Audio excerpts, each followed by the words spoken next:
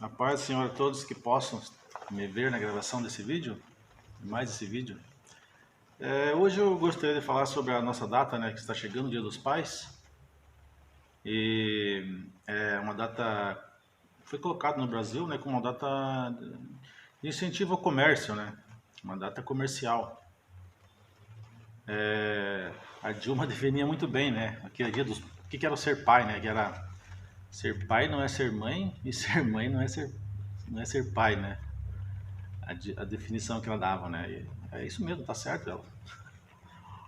É uma definição dela, né? A igreja a gente é ensinado a não comemorar, né? Mas a gente ouve essa explicação desde que a gente é criança, né? Essas datas comerciais, a igreja não comemora. Mas essa é uma teoria, né? Porque na prática a gente comemora tudo, né? Dia das crianças, dia das crianças, do Natal, Ano Novo, comemora tudo. Tem que comemorar mesmo, né? Foi feito para isso. E Mas quando meu filho tinha uns 6, 7 anos de idade, ele perguntou para mim, né, pai, quem tinha dado inteligência a ele, né? Eu falei, ainda você não tem inteligência ainda. E daí, mas aí eu falei, não, quem deve ter dado inteligência para você foi tua mãe, né? Porque eu ainda tenho a minha. Depois dessa ela vai colocar para fora à noite lá, pedir o divórcio.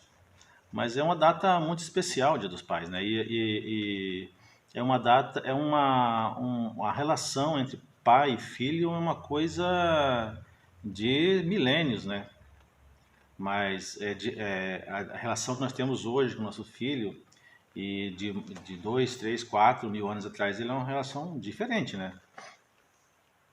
Hoje em dia você tem um amor incondicional, que é que você ama seu filho sem exigir nenhum tipo de condição, né? Esse é o amor incondicional. É o único amor que existe, que não exige condição, é o amor de pai para um filho ou de uma mãe para um filho, né? Todos os outros amores, eles exigem algum retorno em troca, né? Na Bíblia há muitos exemplos de pais, né? Por exemplo, Adão, né? Adão, um pai que sofreu porque ele tinha dois filhos, né? Caim e Abel, e Caim acaba matando Abel, né? Imagine, um sofrimento, né? Tragédia na família dele, né? O primeiro pai, uma tragédia, um absurdo desse, né? Nós temos também José, também do Egito, né? A Jacó, né? No caso, pai de José. Ele também foi vendido, né? Pelos seus irmãos e falaram pro pai dele que tinha morrido, né? Tava morto, o filho tá morto. Mas não tava, né? E ele ficou sofrendo ali por muitos e muitos anos, né? Seus filhos tinham ciúme do tratamento que Jacó dispensava a José, por ele ser o menino mais novo, né? Daí ele. Mas não existe isso de amar mais. A gente que é pai, a gente não ama mais um filho do que o outro. Não. Nós amamos igualmente, né? O, o que acontece aí é que a gente acaba protegendo o mais frágil na relação, né? No caso, o filho mais novo, né? Se for uma menina, o pai acaba protegendo a menina. Mas ali também ali no caso de José, de Jacó e José, era plano divino, né? Mais tarde, José se torna governador, né? Todo mundo conhece a história. E salva, né, seu pai e seus irmãos da fome, né? Não deixa morrer de fome, né? É um propósito divino ali. Nós temos também um caso terrível, né? Que é o caso de Abraão, né? Que não conseguia ter filhos. Sua esposa não conseguia ter filhos e já de idade avançada, né? Deus prometeu a ele que daria um filho, né? E esse seria pai de todas as nações, nosso pai na fé, Abraão. E de repente Deus dá um filho a ele e tira e pede para que ele ofereça em sacrifício, né? Poxa, que situação, né? Não, a gente como pai não consegue imaginar uma cena dessa, né? Deus pediu a Abraão como forma de prova de fé, né? O seu filho, que ele sacrificasse seu filho. Muito difícil. Uma prova muito difícil. E nós temos um Jesus, né? Que vem quebrar as tradições, os paradigmas, né? Jesus, ele veio, estava discutindo com os sacerdotes e escribas e doutores da lei, né? Como sempre fazia. E ele lança uma parábola, né? Uma parábola do filho pródigo. A princípio, essa parábola é para um pecador que se arrepende do seu pecado, né? Jesus coloca ali um pai, que tem pai de um menino, né? Que esse rapaz ele não reconhece as bênçãos que tem na casa do Senhor e ele pede a sua herança, né? A sua parte da herança. E ele sai pelo mundo a gastar tudo aquilo dissolutamente. Vocês também conhecem a história, né? É uma das histórias mais pregadas nas igrejas, essa é a história do filho pródigo, né? Enquanto ele tinha dinheiro, né? Tinha amigos, não passava dificuldade, né? Mas houve um momento em que isso tudo acabou, né? Nem comer ele conseguia. E daí ele se lembrou, né? Ele não, na verdade ele não se arrependeu ali, né? Ele se lembrou que na casa do pai dele era melhor, né? Havia um arrependimento, na verdade, ali, né?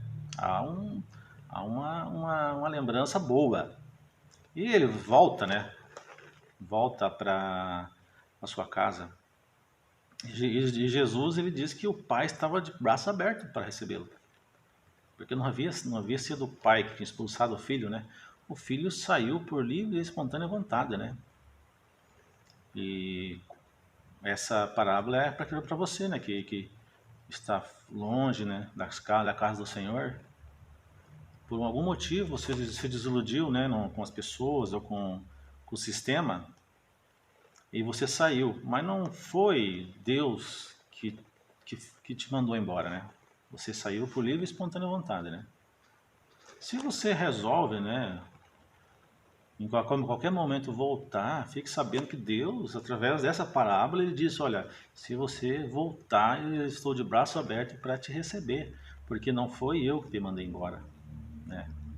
Você se desiludiu, né, com alguém, com o sistema, mas não foi ele que te mandou embora. Quando resolver voltar, volta e que ele está pronto para te receber. Mas vamos ver a situação do pai nessa parábola, né? Vamos analisar a situação do pai.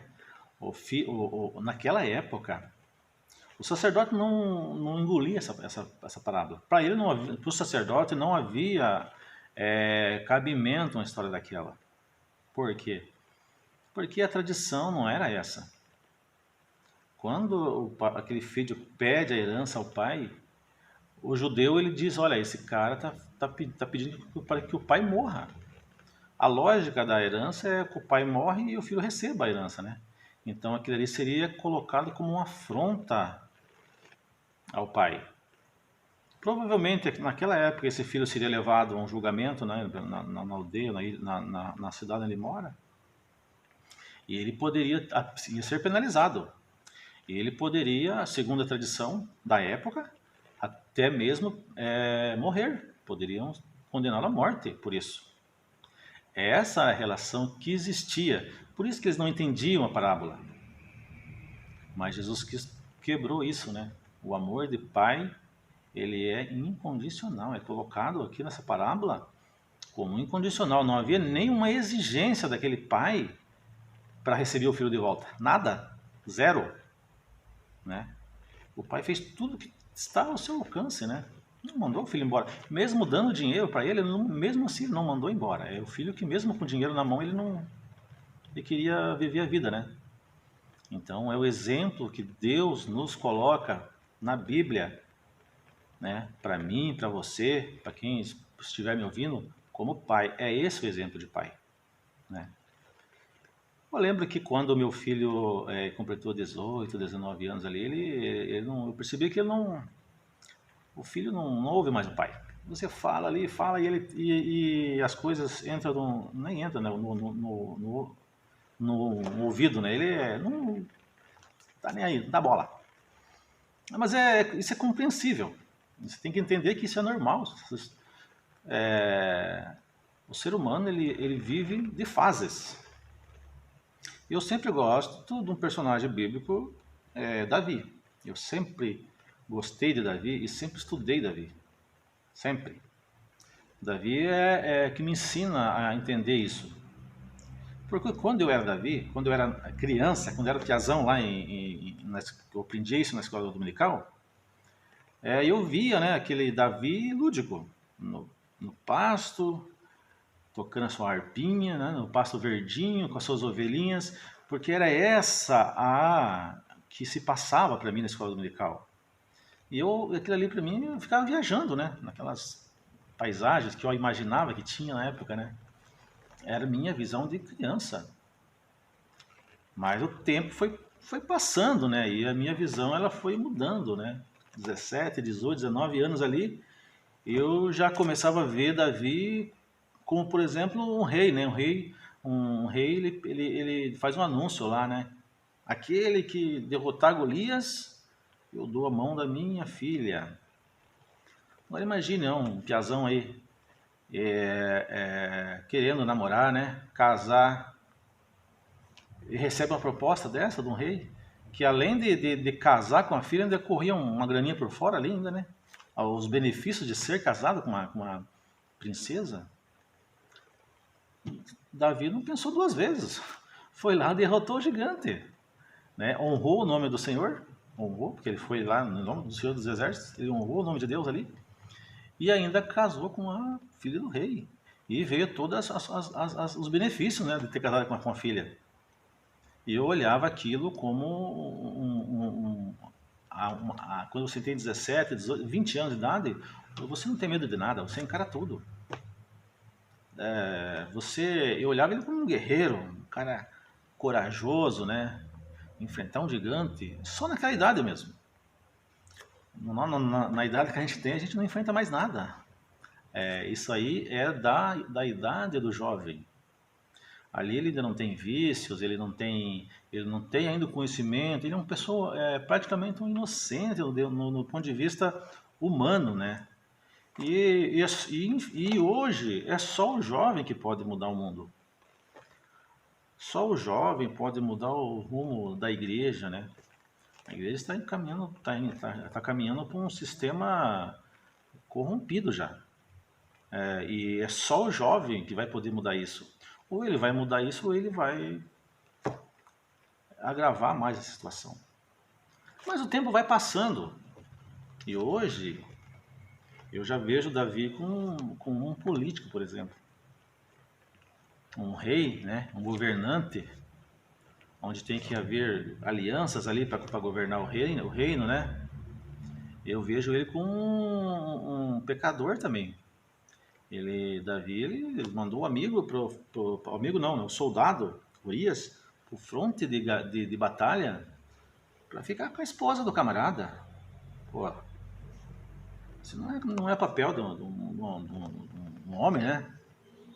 Mas nenhum dos grandes heróis da Bíblia eram perfeitos, né? Só Jesus.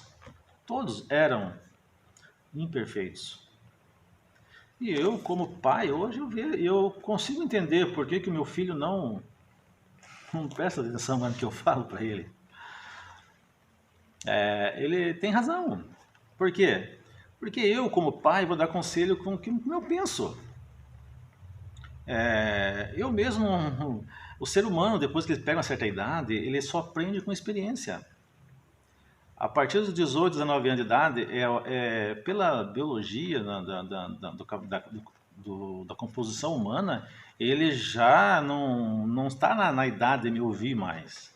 A idade dele já, né, está com 22 agora, a idade dele é já de constituir família, não é mais de ficar prestando atenção no que eu falo. E quando eu vou falar com um jovem, eu tenho que saber falar. Quando ele me dá uma oportunidade, né?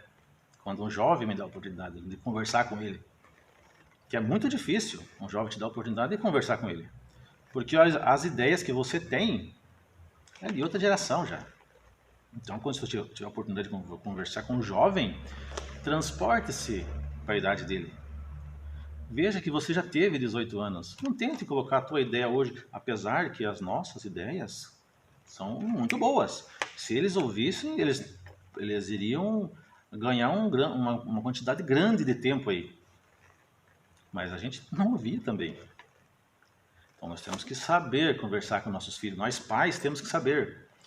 Quando nós formos corrigir uma criança, por exemplo, nós temos que saber que é uma criança.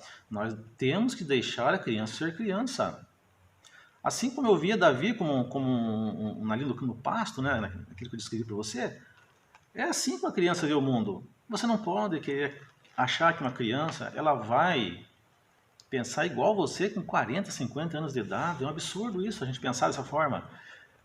Os nossos filhos, Deus, quando Ele colocou o nosso filho para que nós criarmos, Ele colocou ali um admirador. Você é um super-herói para o teu filho. Você é o cara mais bonito da região. A gente sabe que a gente não é bonito, mas, pô, o teu filho acha que você é rico, por exemplo, né? Você está sempre com o cincão na mão ali na carteira, ele acha que você é rico por ter esse cincão.